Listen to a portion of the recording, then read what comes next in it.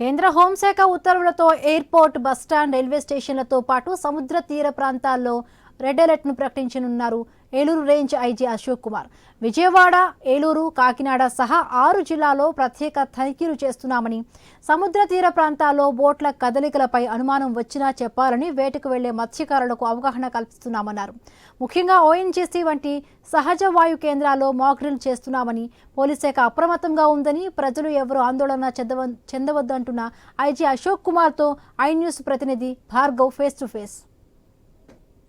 పాక్ మధ్య నెలకొన్నటువంటి పరిస్థితుల నేపథ్యంలో కేంద్ర హోంశాఖ నుంచి అన్ని రాష్ట్రాలకు కూడా హెచ్చరికలు, అలాగే జాగ్రత్తలు, సూచనలు కూడా వచ్చిన పరిస్థితి కూడా ఉంది. ఏలూరు రేంజ్ ఐజీ అశోక్ కుమార్ ఇప్పుడు మనతో ఉన్నారు. మరి ఎటువంటి జాగ్రత్తలు ప్రజలకు సూచించబోతున్నారు, అలాగే పోలీస్ శాఖ తరఫున ఎటువంటి జాగ్రత్తలు తీసుకున్నారని కూడా అడిగి తీసుకుందాం.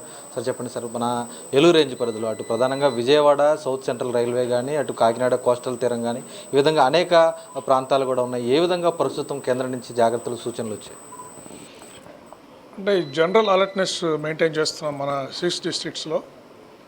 ఈ క్రౌడెడ్ ప్లేసెస్లో anti sabotage checks, airport, railway stations, bus స్టాండ్స్లో ఇక్కడ అలర్ట్నెస్ మెయింటైన్ చేయడము.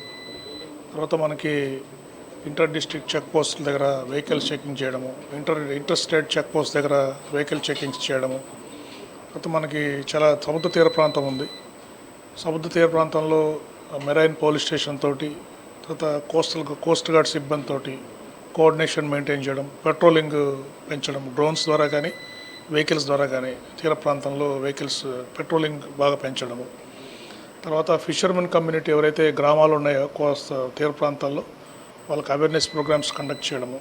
వాళ్ళు ఏదైనా సస్పిషియస్ వెహికల్స్ కానీ, ఏదైనా ఫిష్ బోట్స్ కానీ అక్కడికి వచ్చినప్పుడు ఎవరికి ఇన్ఫామ్ చేయాలి.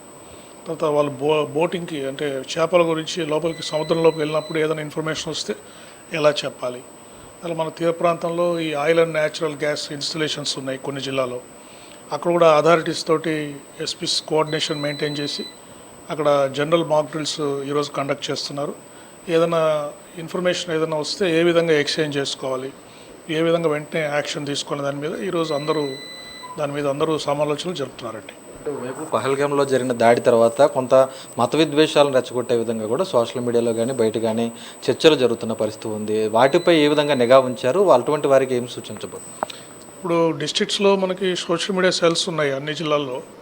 వాళ్ళు ఈ సోషల్ మీడియా పోస్టుల మీద నిఘా పెట్టడం జరిగింది. ఎవరైతే ఇట్లా కమ్యూనల్ సిచ్యుయేషన్ని డిస్టర్బ్ చేసేటట్టు, లా అండ్ ఆర్డర్ డిస్టర్బ్ చేసేటట్టు పోస్టులు పెడితే వాళ్ళ మీద ఐడెంటిఫై చేసి వాళ్ళ మీద చట్ట ప్రకారం చర్యలు తీసుకోవడం జరుగుతుందండి. అంటే ఈరోజు పెద్ద ఎత్తున కూడా దేశవ్యాప్తంగా మాక్ డ్రిల్స్ జరుగుతున్నాయి, కానీ కొన్ని ప్రాంతాల్లో మాత్రమే జరుగుతున్నాయి. మిగిలిన ప్రాంతాల ప్రజలు కూడా కాస్త భయాందోళన వ్యక్తం చేస్తున్న పరిస్థితి కూడా ఉంది. అంటే ఎందుకు ఈ సూచనలు, ఏ విధంగా అర్థం చేసుకోవచ్చు, ప్రజలకు ఏం చెప్పబోతుంది? ప్రజలు ఎవరు ఆందోళన పడాల్సిన అవసరం లేదండి. మనకి అంత లా అండ్ ఆర్డర్ అంతా బాగానే ఉంది, ఏం ఇష్యూస్ లేవు. పోలీసు వారు చాలా హై అలర్ట్లో ఉన్నారు. నార్మల్గా లైఫ్ చేయొచ్చు. జనరల్ ప్రికాషన్స్ అక్కడ బార్డర్లో ఇష్యూస్ జరిగినందుకు జనరల్ అలర్ట్నెస్ మెయింటైన్ చేస్తున్నాం అంతే. దాని గురించి ఎవరు ప్రజలు ఆందోళన పడాల్సిన అవసరం లేదండి. Thank you.